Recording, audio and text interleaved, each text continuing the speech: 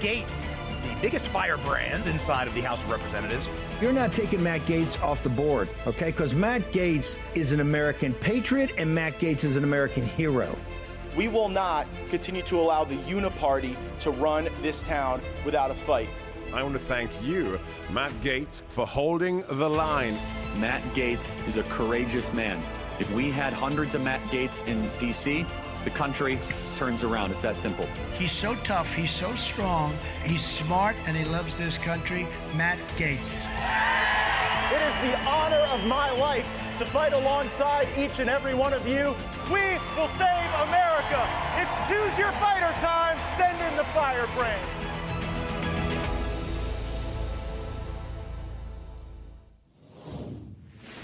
One of life's most underappreciated talents is to know when it's time to move on to life's next chapter.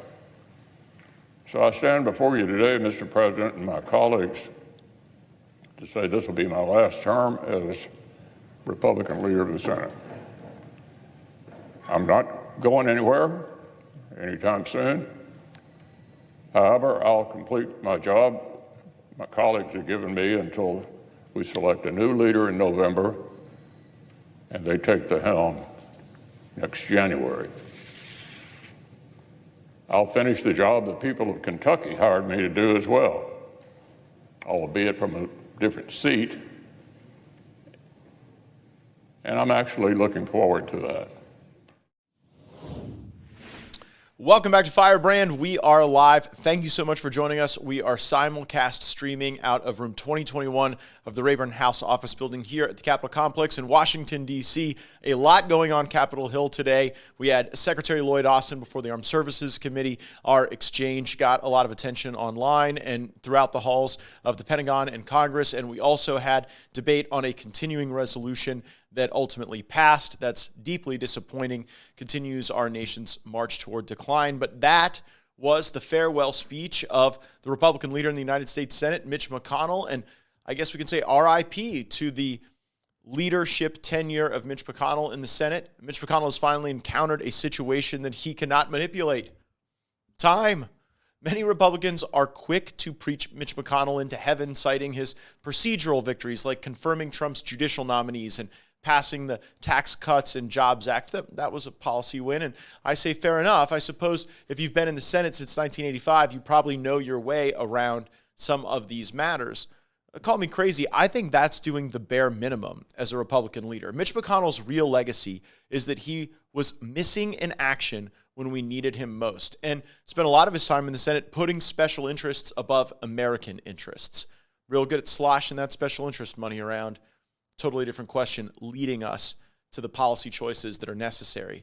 Now, McConnell spared no expense ramming through billions and billions of dollars for Ukraine without so much as a plan of action or a definition of victory. Seems to be for a lot of the wars in the absence of some clear, definable objective.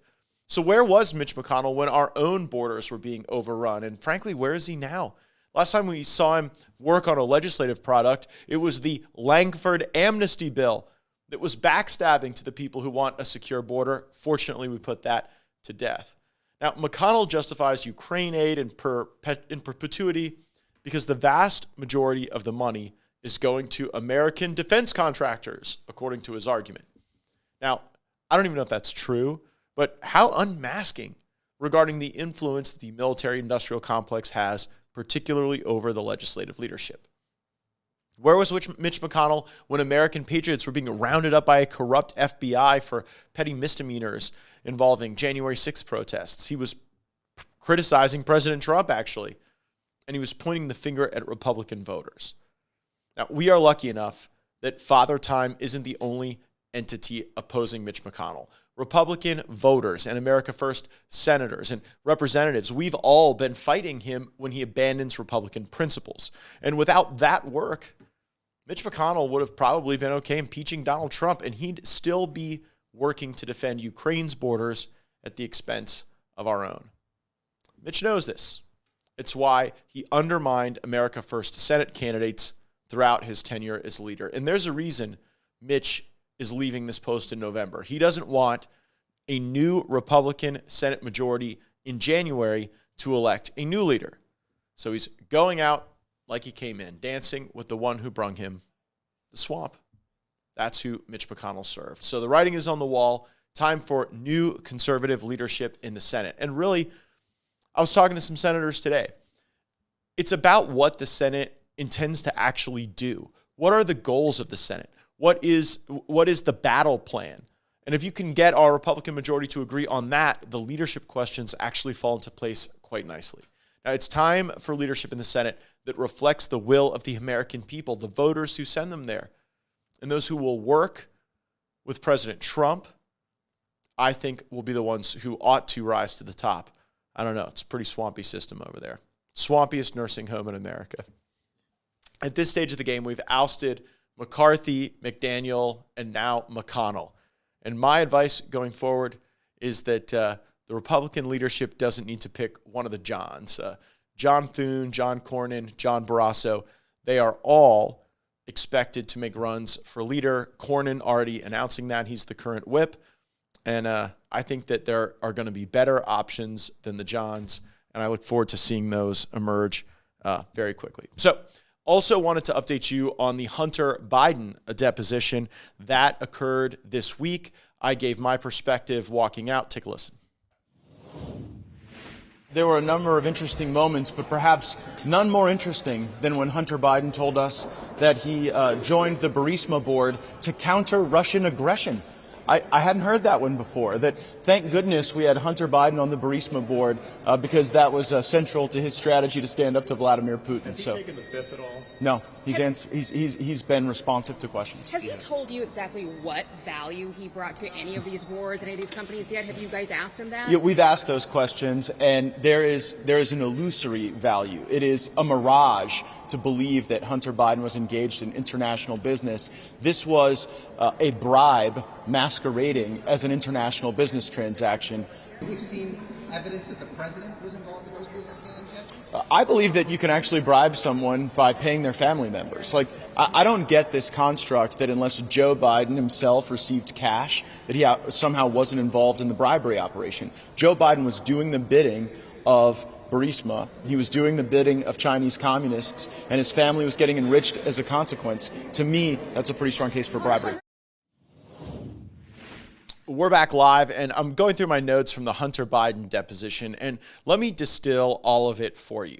So if Hunter Biden was getting paid, right, if there were wire transfers coming in from foreign oligarchs, foreign companies, corrupt foreign businesses, well, that money was coming to him because he is a brilliant lawyer and a financial wizard and a connector, man about town in Washington, and was just a high-performing, awesome guy who deserved every bit of the millions from China, the $1 million a year to serve on the Burisma board. He was earning that money due to his merit, competence, diligence, and focus. But if he was asking for money, and remember, when he was asking for money, that's when you saw the threats, the shakedowns, the references to his father. That's when you saw the money laundering. If he was asking for money, he was just a drug-addled fool. So getting paid, highly competent, effective. Trying to get paid, well, you know, that was the crack talking.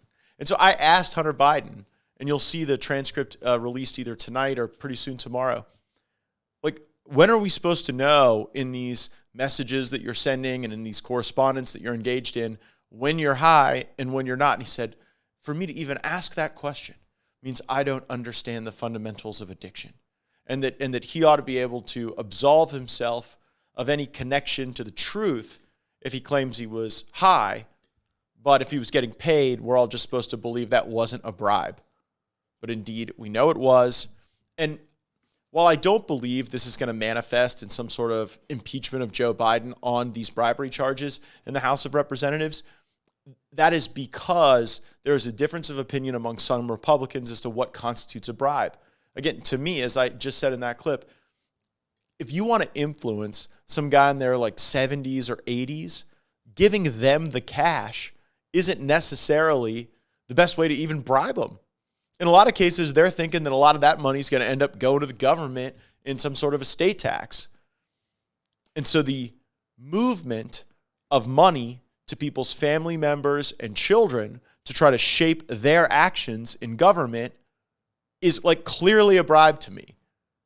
It's so clear. We put it in the Foreign Corrupt Practices Act. Now, the Foreign Corrupt Practices Act, that governs what Americans can do to try to shape governmental decisions elsewhere.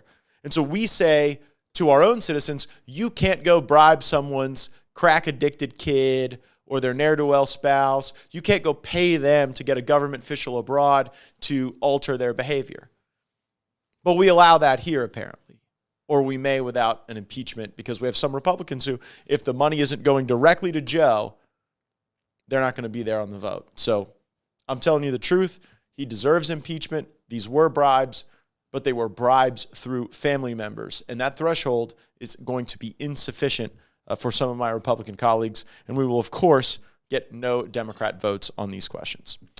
Today in the House Armed Services Committee, we had Secretary Lloyd Austin. Now, you'll remember some time ago, Lloyd Austin just went AWOL and didn't tell the President of the United States or really even the broader national security apparatus of his incapacitation because some cancer treatment that he had received had gone poorly. He was bleeding. He goes to the hospital. He's incapacitated. His military aides around him, with no civilian oversight, transfer his authorities to the deputy, who wasn't even involved in that decision. And we had him before the House Armed Services Committee today to answer questions. Here's Armed Services Chairman Mike Rogers framing up the issue quite nicely.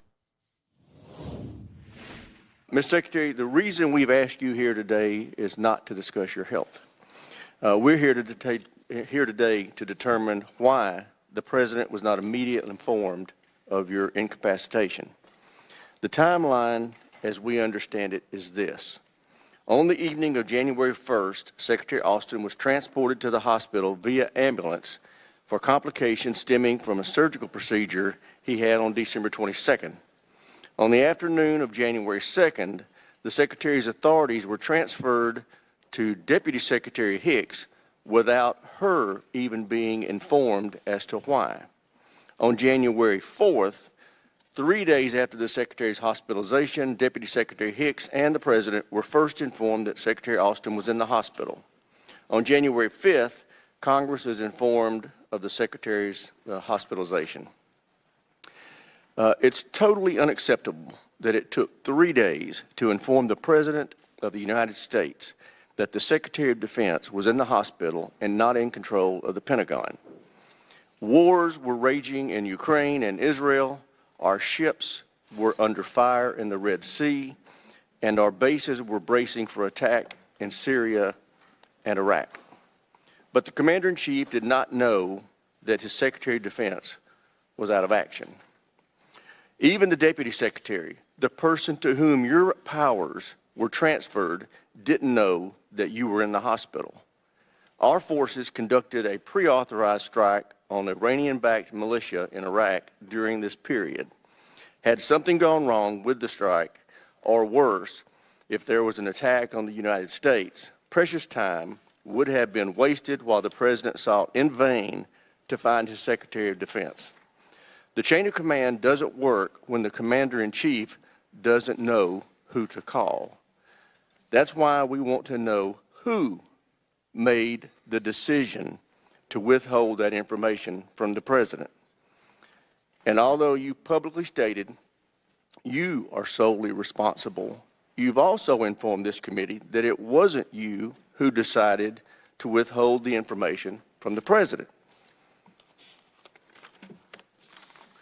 We were led to believe your 30-day interval internal review would shed light on that matter, but it includes no explanation of why the President and his staff were left in the dark. It makes no recommendations to improve communication with the White House, and unsurprisingly, it holds nobody accountable. We appreciate your desire to protect your subordinates, but it's important in democracy that public officials are held accountable when mistakes are made. This administration has gone to great lengths to avoid accountability whenever possible.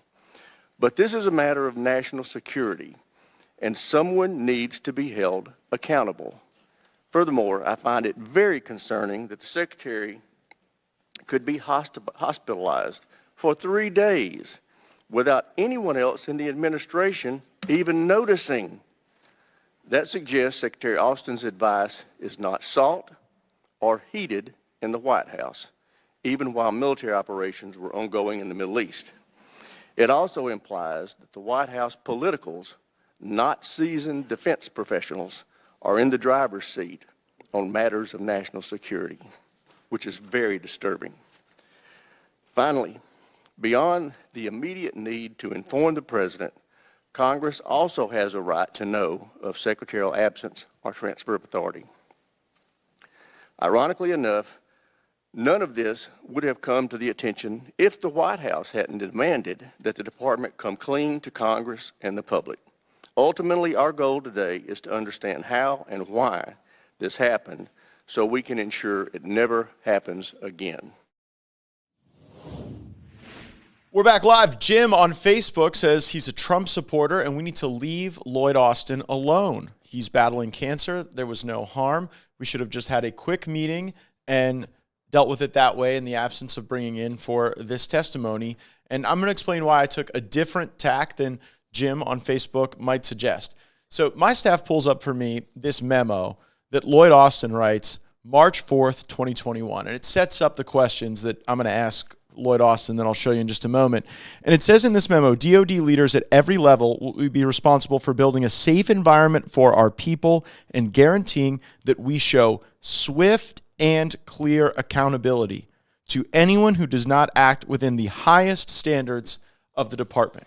And so while I hope Lloyd Austin is successful in his battle against cancer, and I'm not overly nosy about people's private health circumstances, there was a hypocrisy here regarding Lloyd Austin's actions that have destroyed lives, careers, families, marriages. In my community in Florida 1, there was a hypocrisy that I had to point out. Take a listen.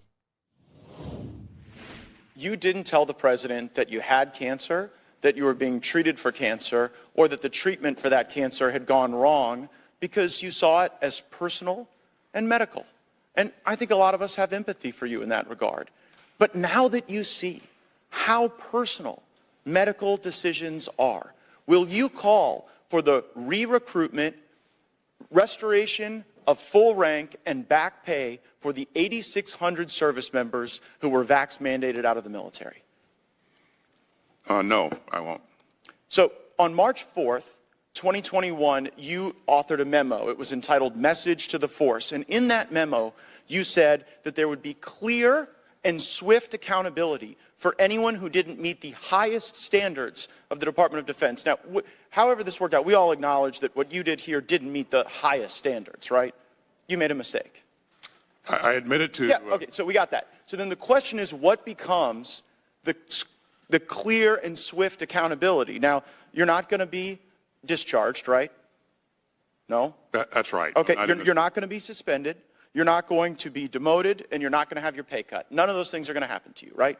That's right. Okay, so you come here seeking some grace and some forgiveness. And I want you to know that one of the service members who you vax mandated out of the military sent me the parable of the unforgiving debtor.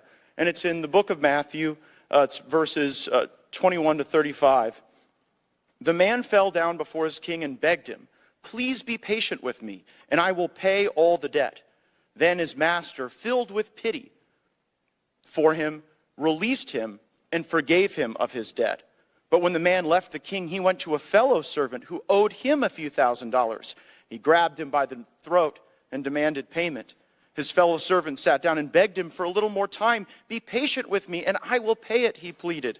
But his creditor would not wait. He had the man arrested and put in prison until the debt could be paid in full. When some of the other servants saw this, they were very upset. They went to the king and told him everything that had happened. And the king called the man who had been forgiven and said, "You evil servant, I forgave you that tremendous debt because you pleaded with me. Shouldn't you have mercy on your fellow servant, just as I had mercy on you?" Then the angry king sent the man to prison to be tortured until he had paid his entire debt. Mr. Secretary, you come to us seeking forgiveness, but you offer none. And it seems as though the pattern is repeated. You make a mistake, like on the vax mandate and here regarding your notification, then you get busted. President Biden had to sign something into law reversing your vax mandate. You got busted here, not because you came forward, but because we learned of this through other means. And then after you get busted making a mistake, you want that benefit, but you don't want to extend it to others. This isn't swift or clear. You're not meeting your own standards that you set for yourself.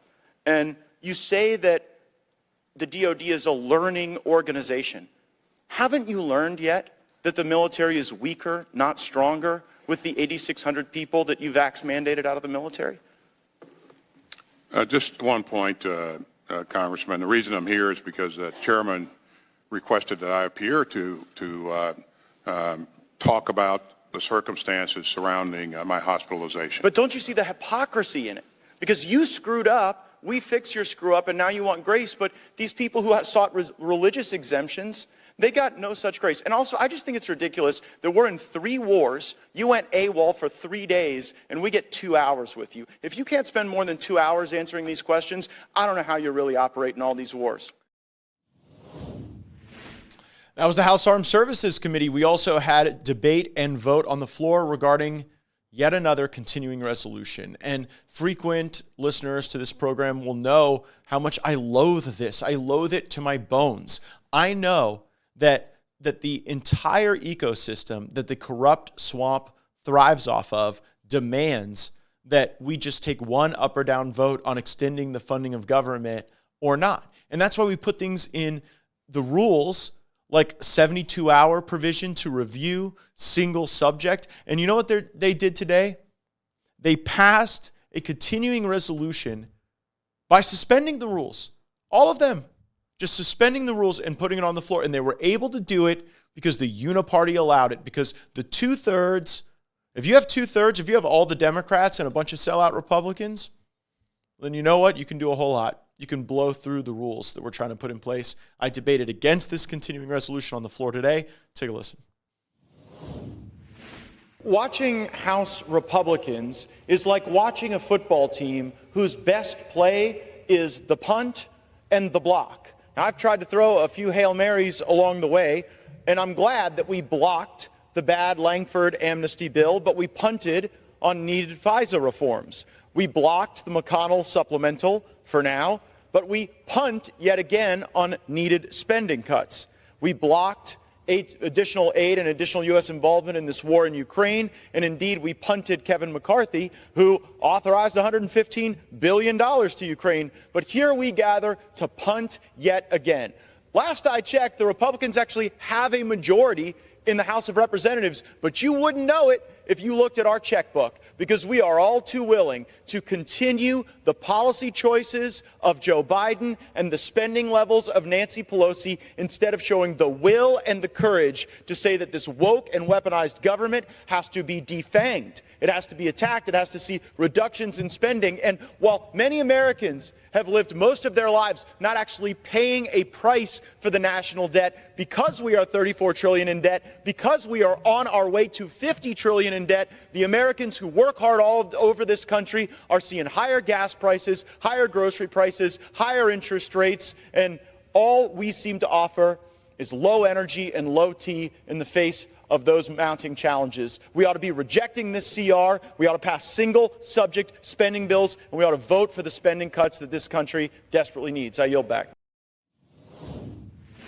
We're back live. We won that debate, but lost the vote overwhelmingly. I don't even think we got 100 Republicans voting against it, which, when you got 200 plus, you have to start by getting a majority of the majority. And today, a majority of the majority voted for yet another continuing resolution, continuing the Pelosi-Biden spending levels, the Pelosi-Biden policy choices. People worked hard for this House majority, and we are not utilizing the leverage sufficient to meet the needs and to stop some of the just march to perdition that the Pelosi-Biden plan will take us down. there's been much discussion all over the country regarding the tragic death of Laken Riley. This is someone who was murdered by an illegal immigrant who never should have been in this country. I was moved when I saw the vigil today for Laken Riley and the outpouring of support from folks who understand that this loss of life is absolutely preventable. It's preventable if we stop the illegal immigration, and people are waking up to it. They're seeing in districts all over this country, from this community in Athens to my community, where on this podcast we covered our constituent who was murdered, who was killed on a motorcycle because an illegal immigrant was driving drunk, and that ended the life of someone who should still be with us today. It is ripening this question. It is drawing from the deep amount of pain that the American people feel related to illegal immigration. And when the Athens, Clark County Mayor Gaetz, addressed this issue, he got a sense of some of that anger. Take a listen. I've received many calls, many emails, many queries from the press in recent days about this notion of a sanctuary city. And so I want to lay some things to rest here today. This term sanctuary city doesn't have a sole legal or procedural definition. You can look in Georgia statute and you can find a clear definition for a unified government. You can look in contractual language and you can find out exactly what it means to be an SEC institution. Sanctuary city doesn't track with either of those.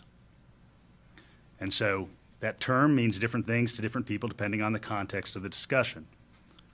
We know what it means. Many of the elements. Liar. Many of the elements. Liar. Liar.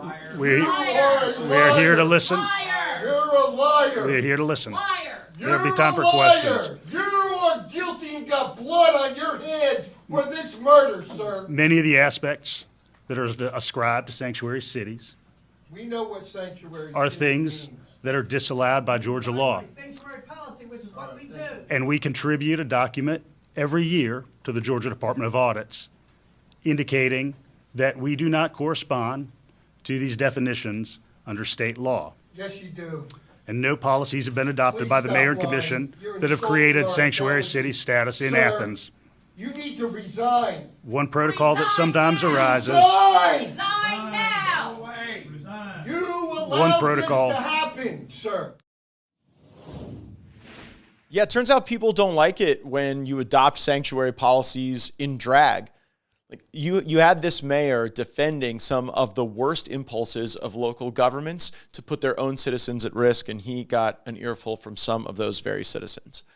I want to give you an update now regarding some really bad stuff going on at the FCC. Now, you might not think daily about the Federal Communications Commission, but they have a really important role regulating America's airwaves and the entire information battle space that is so critical to get good decisions to the forefront in a representative republic. And we took note of a recent action by the FCC and the strong dissent from a conservative FCC Commissioner Brendan Carr. So Brendan Carr is objecting to this rule that the FCC has repeatedly tried to put into place that takes DEI policies to a dangerous extreme. And I'm reading now from the dissent of Commissioner Carr on the adoption of this rule. Today's FCC order takes two separate actions. First, it reinstates the federal requirement that broadcasters file a document every year with the FCC that lists the race and gender of their employees.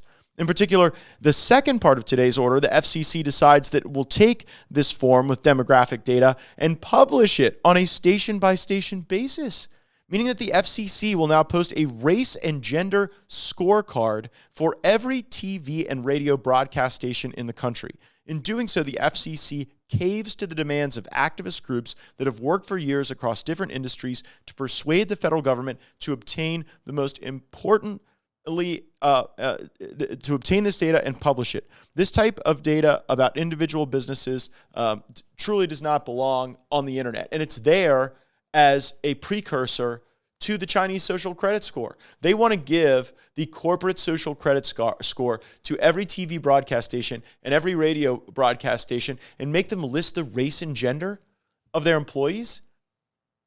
This is crazy. This is not the public purpose of our airwaves, and we are incredibly proud of this dissent. The courts have struck down this attempted rule repeatedly, and we would encourage them to do so. Again, it's unconstitutional, un-American, and certainly deprives many Americans of like equal protection if they're running these broadcast stations and then being treated differently as a consequence of racial or gender-based makeup.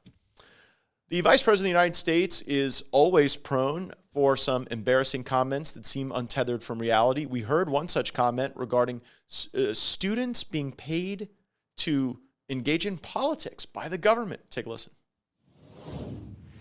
Under the Federal Work Study program, now allows students to get paid through Federal Work Study to register people and to be nonpartisan poll workers. As we know, this is important for a number of reasons. One, to engage our young leaders in this process and activate them. You know, it always worries me when people in the government are paying folks to I don't know. I just get the sense this is the modern incarnation of Acorn. You remember Acorn, when they went and used a bunch of public money, ran it through a bunch of private entities, and then they were trying to achieve a political outcome on the other end. And it's just got that kind of flavor of it to me. I'm often on Twitter Spaces. You can follow me at Matt Gaetz, and you'll be notified when we go on those. It's usually in the evening, and there were just a couple comments I want to close the show out with. Texas trucker gave an update on Twitter Spaces regarding these boycotts of loads into and out of New York based on the crazy Letitia James effort to bankrupt President Trump, seize his assets, and deprive him of due process, and really any process when what he was doing yielded no victim. But the truckers have certainly reacted. Take a listen. Talk to me about how this boycott of deliveries and pickups in New York City came to be. Like, how did you become aware of it? How did it come together? Give us a sense of how many people you think are participating and what the impact will be, because it's very interesting. Yes, sir. I can't tell you how many people are participating. Here's what I can tell you. I'm on the load board every day. I am a small carrier. I am an owner-operator. I'm on the road every day. I work every day, and I run specifically spot freight. This come out last week. There was a bunch of truckers in a truck stop talking in Chicago. One Ray come out with it. If you ain't following that account, follow his account. You have the real trucker Jake. You have the disrespected trucker Taylor Built. Myself and others that have been pushing this and putting information out that this is what we're doing. How big it gets, I don't know. I know we've had impact because I was sitting in Laredo, Texas on Thursday, and you know I key in on the load board because I run specifically spot freight, day of spot. Well, I'd been seeing loads to New York from Laredo running about $4,500 a load. Well, after this was announced and a couple of days in, I seen the rates jump from $4,500 to $6,500 a load. So you know you're having some impact. That you see that in supply and demand. The supply and demand affects the price of the loads. So I seen that, but also we have access to tools on our load boards to see how many trucks are posted in the area and how many loads are posted in the area. So when we started pushing this, what we seen in New York and specifically was it was a cold blue that's got a scale that's blue to red, blue being cold, red being hot, of course. Well, when we after a few days in, we started seeing New York go to an orange color, which means it's relatively hot. I seen 6,100 trucks there in New York area, and there was 28,000 loads. So that tells a tale. They can push back, they can do what they want to, but the tools we have and us being professionals out here about what we do and businessmen, we see it, and they can say what they want to. What we see is the truth because we're out here working. But, you know, we could use the help getting this out because it has not been walked back. We're moving on forward, and we're talking about D.C. as well and other places. I mean, you know, the truckers are tired. We're tired of it out here, man, and we have the power if we unite. to be able to be very impactful in this fight that we're all in. So y'all keep that in mind. I see my good friend Mr. Stevenson down there, Punch Bowl. I see Truth Not Fiction Matters, my boy. Great space, man, and I'm gonna kick back, and if you got questions, I'll answer them. There's no way we can know right now how impactful this is going to be, but the louder we get and the more support we get for this, the more of an impact it will have. And I'll park it there. Thank y'all. Thank you. We love our truckers. We're proud of them. We appreciate their activism. Apple Acres on X says, if you can't define what a woman is, how can you list the gender? Good question. 411 True Solution on Getter says that quotas are anti-American. I fully agree with that. And Bruce on YouTube disagrees with Jim on Facebook, says Lloyd Austin undeniably has to be held accountable. Before we get out of here, I do want you to hear a little bit of the reaction we got from Florida One on X Spaces. Take a listen. And the last thing I'll say, which I love you, Matt Gaetz, you don't know this, but I have a house in Pensacola, and I support you as much as I possibly can. I put my signs in my yard. I don't care if renters are living in my house. They always have a Matt Gaetz sign in front of it. So listen, what we really want and what we're really seeing is the exposure of who's on our side that isn't on our side. And it's happening. And that is what is most important to me, is really exposing the people that aren't on your side that act like they are. Actually, this is the season for that. And first of all, thank you for the Pensacola love. Nothing matters more to me than the viewpoint of my true and actual bosses, the people I work for, the people who pay taxes here and pay my salary. So thank you for that. Follow me at Matt Gaetz on X, and hey, you can ask a question directly when we get on the spaces. You'll get notification. Also, the best way to get notification regarding our Firebrand updates, download the Rumble app, turn the notifications on, allow that push notification to come through. You'll get the very first update. You'll get the news as it's happening from right here at our nation's capital in Washington, D.C. Thank you all so much for joining us today. Thank you for having my back. Roll the credits.